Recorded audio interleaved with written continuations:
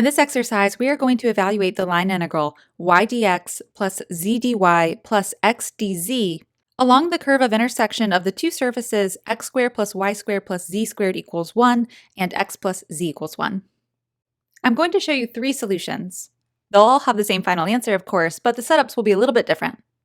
My first 2 solutions will both rely on the same kind of trick I'm going to introduce in a new way of casting this problem so that the work is a lot nicer. So first we will introduce in this trick, and then I'll do the vector line integral as it's written. So we will actually do a one-dimensional integral. And then I'll show you an even more elegant solution using Stokes' theorem. I don't want you to assume that you have to have used this trick in order to solve this problem, though. So our third solution will just solve the problem as it's given to us. We could do that as a vector line integral, but I will choose to use Stokes' theorem in that context. If you haven't already done so, take a moment to visualize this curve of intersection. So recognize the surface x squared plus y squared plus z squared equals 1. So what shape is that? Recognize what shape x plus z equals 1 is. And then imagine what it looks like when those two intersect.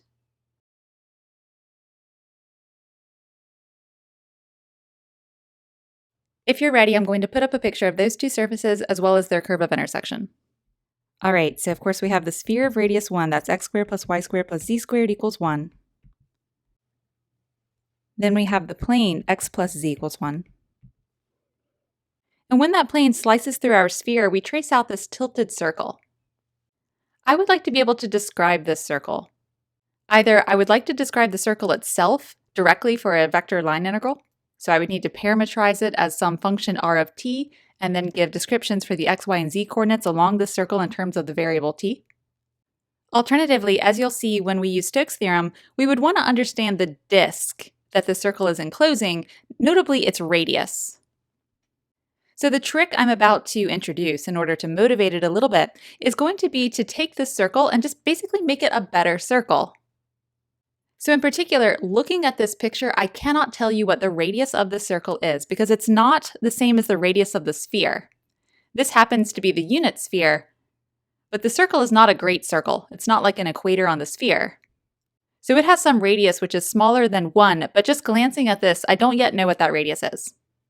Okay, so our first 2 methods are going to be to do a shift in our coordinates so that we're working with a circle which is easier to look at and immediately understand. And then in the third solution, we will return to this configuration. All right, so for our first 2 solutions, what we're going to do is change the variables x and z. It's kind of like doing a u substitution, but it's going to be a uv substitution. So as a reminder, here's our plane equation, x plus z equals 1. We know that this plane does not slice out a great circle because the origin, which is the center of our sphere, is not on this plane. If I plug in 0, 0, 0, I get 0 equals 1, which is not a true statement. Okay, so what would it look like if I had a plane which did slice out a great circle? It would pass through the origin. So let's see if somehow we can make that happen. What I'm going to do is take x and replace it with the expression u plus 1/2, where I picked 1/2 because that's half of the constant that we have on the right-hand side. Similarly, I'm going to take z and replace it with v plus 1/2 for the same reason. Now the information x plus z equals 1 is equivalent to the information u plus v equals 0. So with this variable replacement, x equals u plus 1/2, this is just a translation. We're just shifting, really. We're not stretching or flipping x.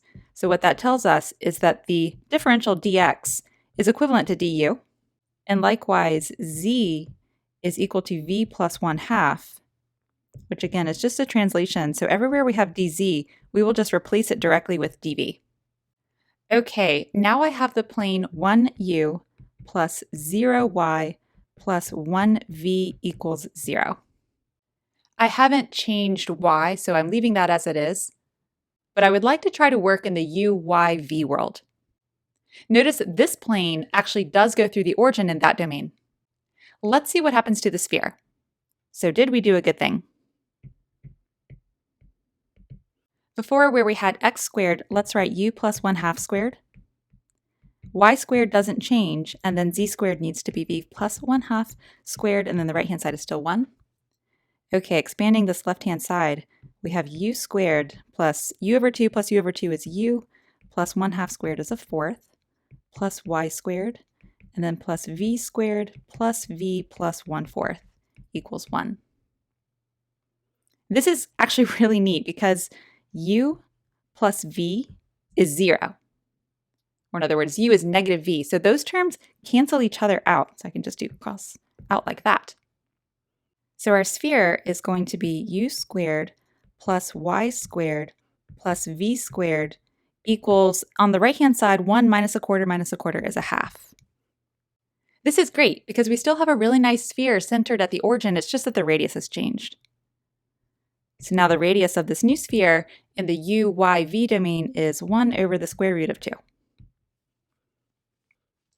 So here's a picture of what's happening now. We have a slightly smaller sphere. The plane is the same tilt, but now it's being positioned to slice out something which is equivalent to the equator on this sphere. Before we move on, let's make another observation, and this is really critically important, especially to have a nice Stokes theorem computation. And that is that because we have a plane, the normal vector to the plane is constant. We get that from looking at the coefficients of u, y, and v in the plane equation. That's actually why I brought this y term in case you thought it was really strange that I wrote 0, y. So a vector perpendicular to this plane is the vector 1, 0, 1. Later, I will want that to be a unit length vector. So let me go ahead and write 1 over the square root of 2, 0, 1 over the square root of 2. Let's set this aside for now. We will return to it with Stokes' theorem, which is actually the most pleasant way to solve this problem. But first, I would like to just crank out this vector line integral. So let's take the vector field we were given. We will need to convert it to this new coordinate system, parametrize this curve of intersection, and then compute the vector line integral by hand. That'll be solution 1. We'll get to the final answer. That's great. Then we will return to this configuration to do the more elegant computation using Stokes' theorem. And then we will forget about this change of variables to finish the problem with the original coordinate system. For our vector line integral computation, we need to parametrize the curve of intersection. So we need to describe this one-dimensional curve of intersection for the surfaces u squared plus y squared plus v squared equals 1/2 and u plus v equals 0. This isn't too bad. U equals negative v. So given that u equals negative v, let's plug that into the left-hand side. We'll have u squared plus y squared plus u squared equals 1/2. Let me go ahead and write 2u squared plus y squared equals 1/2. That's an elliptical shape with respect to the coordinates u and y. In order to translate that into trig coordinates, it might be easiest to take this right-hand side and turn that into a 1. So let me multiply both sides of the equation by 2. All right, so that gives us 4u squared plus 2y squared equals 1. The idea here is that this term is analogous to like a cosine squared, so that we'll think of that as cosine squared, and then 2y squared we'll think of as sine squared, and then that gives us a way to convert from u and y to trig functions with respect to the parameter t. Okay, so in particular, we can see that 2u should be cosine of t, and square root of 2y should be sine of t, so there, just took the square root of everything, whoops, sorry, sine of t like that. So that gives us our parametrization.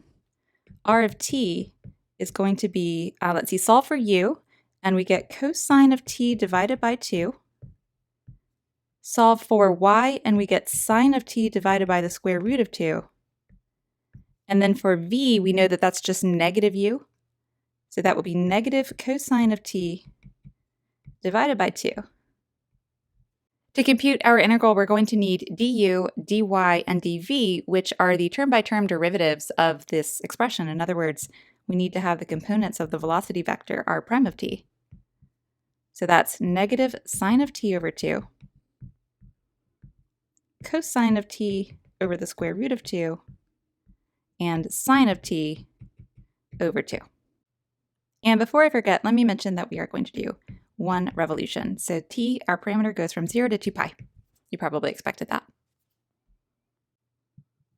Okay, so our original circulation integral was to go around that original curve C and evaluate y dx plus z dy plus x dz. We are going to do that now by shifting coordinates. So let me use C prime to denote our new circle of intersection. So this is this nicer great circle. And let's see, y is still y, dx gets transformed to du. z is now v plus 1/2, and then dy is still dy. X is u plus 1/2, and dz just becomes dv. All right, let me take a moment to reorganize everything. Using now our parametrization, what we're going to do is integrate from 0 to 2 pi, that's the balance on the parameter. Y refers to this coordinate here, so that's sine t over the square root of 2. I'll write 1 over the square root of 2 sine t. Du refers to this coordinate, so that's negative sine of t divided by 2. Let me distribute dy here, so we'll do v dy next. V is this third coordinate, so that's negative cosine of t divided by 2.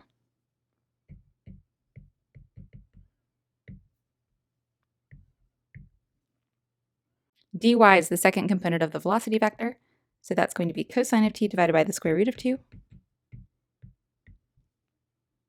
And then we'll have just plus 1/2 of that term, so plus 1 over 2 times cosine of t divided by the square root of 2. We'll keep going on the next line. U dv is cosine of t divided by 2 times sine of t divided by 2. I think I will write 1/4 cosine of t sine of t. And then 1/2 dv is 1/2 times sine of t divided by 2, so I will write 1/4 sine of t. Okay, and then this is just one big integrand, and we are going to integrate with respect to t. There's some good news here. Actually, there's a lot of good news. Cosine of t, this kind of standalone term right here, completes one full revolution from 0 to 2 pi. So this function encloses as much positive as negative area, which means this goes away, as does 1/4 sine t, same reason. Similarly, cosine of t times sine of t, that product will also be symmetric from 0 to 2 pi. If you don't see that right away, you could recognize that this is the same thing as 1/2 sine of 2t. This function actually has period pi. So from 0 to 2 pi, it's like 2 iterations of the sine wave for this function, but the main idea is that it encloses as much positive as negative area. So this product also goes away. So those last 3 terms are all 0. All we have left is the first 2 terms. They have a lot in common. So we have 1 over the square root of 2 times negative 1/2. Here we have negative 1/2 times 1 over the square root of 2. So overall, that's going to be negative 1 over the product 2 times the square root of 2, leaving us with sine squared plus cosine squared, which is 1. I think I would like to write that, so let me shrink what I have so far. All right, so I'm going to pull that constant out. We said it was negative 1 over 2 times root 2. Integrate from 0 to 2 pi, sine squared of t plus cosine squared.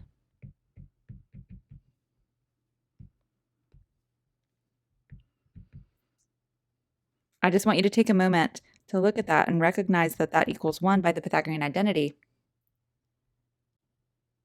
which means we're ready to go. So we have negative 1 over 2 square root of 2 times the integral of 1 from 0 to 2 pi is going to be 2 pi minus 0, just the width of the domain of integration. So we have our final answer. Canceling out the 2's, I'm going to choose to write this as negative pi divided by the square root of 2. Okay, so that was version 1. Let's stick with this UIV coordinate system to repeat this computation, but with Stokes' theorem. Before I jump right into using Stokes' theorem, let me take a moment to take the original integral and just rewrite it a little bit. So we had this expression y dx plus z dy plus x dz integrated along our original curve C.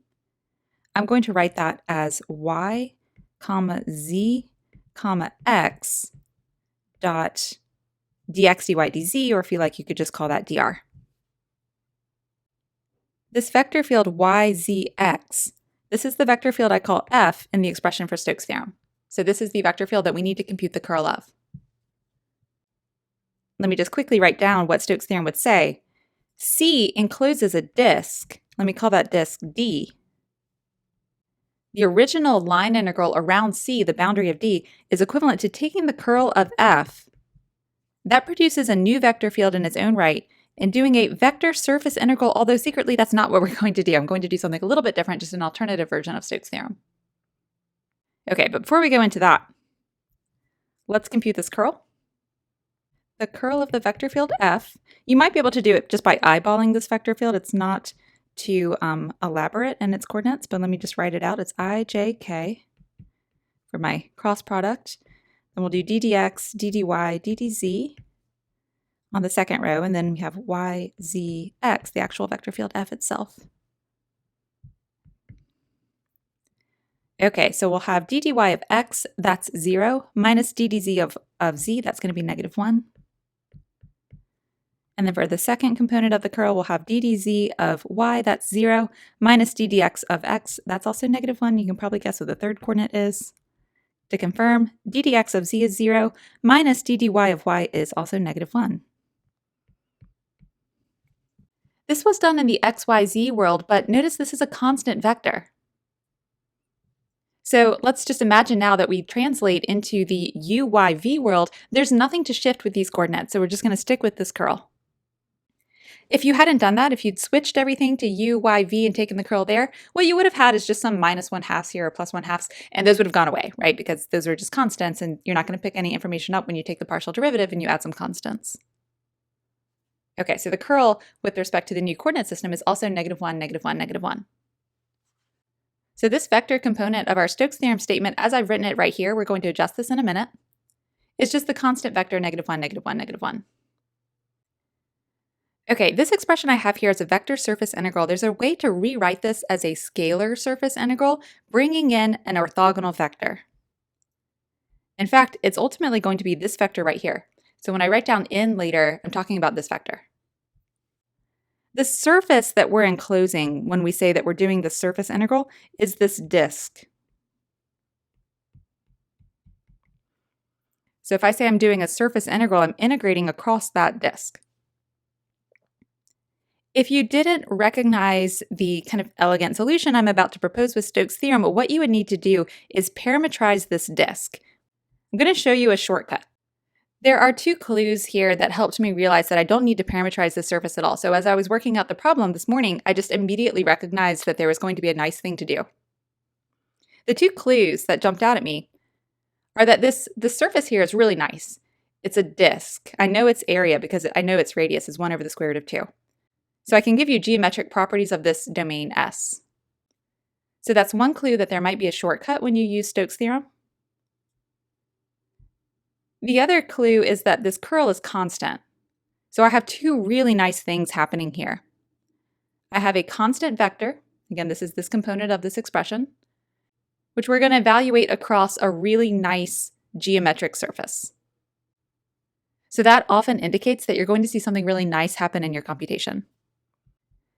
For that, I'm going to bring in a formula. Let me just quickly justify where this formula comes from in case you don't know this formula or you've never made the connection from the vector form I wrote here to the scalar form I'm about to write down. Let me just suppose I have the parametrization for the surface, this tilted disk, although I'm not actually going to write it out explicitly. So suppose R of u and v parametrizes, I really should call it d prime here. We're talking about our new tilted disk of radius 1 over the square root of 2. We would then say that our surface integral across d prime of this curl dot ds would be done in coordinates by double integrating across the domains for u and v, or the domain for u and v, of the curl, which I'm writing here, but I don't really need the -1, -1, -1 at the moment, dot the cross product ru cross rv, where you'd want that to be oriented consistently with the direction around the circulation integral. I will revisit that in a second, but I want to focus on what I'm writing down in this integrand right now. And then you would normally close this off with the differentials du dv. That's sticking with the vector surface integral computation. But let me bring in a fancy version of the number 1. I'm going to take this cross product and divide it by its own magnitude. But now I need to multiply by the same expression. And now let's write du dv. This expression here is the cross product made unit length. So RU cross RV should give us a vector which is orthogonal to the surface that we're parametrizing with R. But now we're dividing it by its own length. That's actually going to give us our vector n. And then this expression here is how you write out in UV coordinates the differential ds, which is the differential with respect to surface area. Okay, what I've just done is not unique to this problem. This is in general how you can convert from a vector surface integral to a scalar surface integral. Let me kind of reorganize things to give myself a little bit more room. So I'll decrease the size of our cross product. Then I'm going to write this formula up here in the top right and I'll erase it. So just general notation here, this vector surface integral is a scalar surface integral if you take that curl, dot it with the unit length orthogonal vector and do the scalar surface integral. Okay, so that's a general expression. Let me erase all this work now and we will finish the problem. All right, so we are going to do the surface integral across our new disk of the curl of f, which in u, y, negative v coordinates is -1, -1, -1. We are going to dot it with a constant unit length orthogonal vector. So that's this vector that we've already worked out. We have a plane, so the orthogonal vector is a nice constant vector, 1 over the square root of 2, 0, 1 over the square root of 2. Let me now address the issue of orientation. It wasn't given in the problem. So typically with Stokes' theorem, it is an oriented computation and there should be a sense of orientation, but this configuration here is oriented in the standard way. If I drop the axes into the picture, the z-axis would look kind of like this. X-axis here, y-axis here. So that the tilt of this plane matches the tilt of z equals -x. I actually didn't do this x-axis very well. Let me try that again, kind of like this. So that this is like the line z equals -x in the xz plane. If we imagine going around this curve in the standard counterclockwise orientation, kind of relative to the xy plane, then we would want our orthogonal vector to be pointing up. So I think the background orientation of this problem should have this orthogonal vector so that this picture is consistently oriented. Okay, so continuing. We have 1 over the square root of 2, 0, 1 over the square root of 2, ds. Not going to bring in any coordinates. I don't have a parametrization for the surface because actually I won't need it. So we are doing the surface integral over d prime. I have 2 copies of -1 over the square root of 2 when I take this dot product. So that's going to give me -2 over the square root of 2 ds. Pull that constant out. I'm just going to call that negative square root of 2. So -2 divided by the square root of 2 is negative square root of 2. And when you do that, you're left with 1 ds, which is the area of the domain d prime. So it's the area of that tilted disk. It's a disk, and we know its radius. So we have negative square root of 2 times pi times r squared. So that's 1 over the square root of 2 squared. Let's see. Just cancel. And we get, once again, negative pi divided by the square root of 2. Different methodology, same result. Let's solve this problem one more time, but this time we will just work with x, y, z, the coordinates that we started with. Okay, and as I mentioned here, we could actually do the vector line integral as it's given to us, or we could stick with the Stokes theorem procedure that we were just doing. That's going to be easier. And since we're probably all a little bit tired of this problem, let me just mention again that doing this line integral, y dx plus z dy plus x dz, with Stokes' theorem, will turn into the surface integral over this original domain, so that original tilted disk that we're looking at in this picture, -1, -1, -1, dot the same orthogonal vector that we had a moment ago. So if you look at this plane equation, its orthogonal vector is again 1, 0, 1. So we can write 1 over the square root of 2, 0, 1 over the square root of 2, ds. And then the same dot product, the same computation is going to give us negative square root of 2 times the area of this disk, where we just have to work that out, which really just means work out what the radius of this disk is. You'll notice it has to be the radius that we had a second ago in order for this computation to be the same, but let's see how we would get to this radius if we never switched into new coordinates. So how can we try to find what the radius of this disk is? Well, we're looking for information about an intersection, so kind of like we did before with u and v, let's take the plane relationship between the variables in the plane equation and substitute that into the sphere equation. It's just a little less nice here because we have this 1. It's not that big of a deal there. Actually, this is really not that bad. So I'm going to solve for z and write z as 1 minus x so that our sphere becomes x squared plus y squared plus, instead of z, how about 1 minus x squared? Actually, I think I'll like this better. Since I'm squaring it, it doesn't matter. If I write x minus 1 squared. All right, equals 1. So here's where I put information about the plane. Expand that left-hand side. We have x squared plus y squared plus x squared minus 2x plus 1 equals 1. Cancel out the 1's. Okay, so then we have 2x squared minus 2x plus y squared equals 0. What makes this hard is you might not see what to do at this point, and what I think we should do here with these first two terms is complete the square in x. So I'm going to factor out 2. That would leave me with x squared minus 1. Divide that negative 1 by 2 so that we can write x minus 1/2 squared. I'll go ahead and add to that y squared. And let's see what's now happened to the left-hand side. If I expand this, I would have x squared times 2, that's the 2x squared.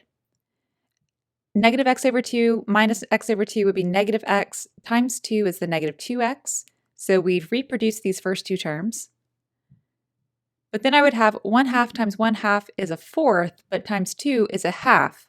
So I've picked up an extra plus 1/2 on the left-hand side. We need to make the right-hand side match.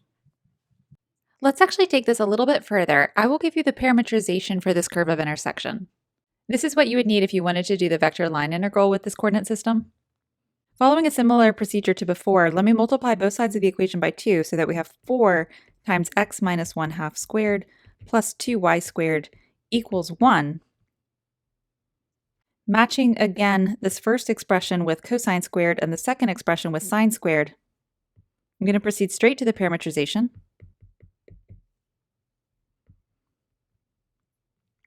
No, I'm going to write this first one down. So let's see, taking the square root of that, we would have 2 times x minus 1/2 equals cosine of t. So x minus 1/2 is cosine of t divided by 2, add a 1/2 to both sides, and we get that the x coordinate along the parametrization is 1/2 plus cosine of t over 2. 2y squared is sine squared, so y is going to be sine of t divided by the square root of 2. And then in this coordinate system, z is 1 minus x along this plane. So given that we already have the x coordinate along the curve of intersection, we can just do 1 minus this. So 1 minus 1/2 is 1/2, and then we'll subtract off cosine of t divided by 2. And then of course for this parametrization, we need to go all the way around. So the parameter t would go from 0 to 2 pi. We could also write this as 1/2, 0, 1/2 plus cosine of t over 2, sine of t over the square root of 2, negative cosine t over 2. This first term is the center of our circle, so that's here. And then this is like where we land on the circle, depending on the angle that we plug in. So the length or magnitude of this vector is the length of this radius. I'll leave you to check with the Pythagorean identity that that is 1 over the square root of 2. So returning back to our computation, I'll do it kind of here. We have negative square root of 2 times pi r squared. So that once again, for the third time, we get negative pi over the square root of 2. Okay, that wraps up this third way, again using Stokes' theorem. If you wanted to do it a fourth way, you could take this parametrization now and try the vector line integral. It's not too bad. If you do that, make sure you look for terms in your integrand which you do not need to integrate, because if you look at the trig functions that emerge, you'll realize that they will have an integral of 0 if you integrate from 0 to 2 pi. So by hand, given that we've already set up the parametrization, it's pretty doable as a vector line integral. Okay, that wraps up this exercise. Thank you for your attention.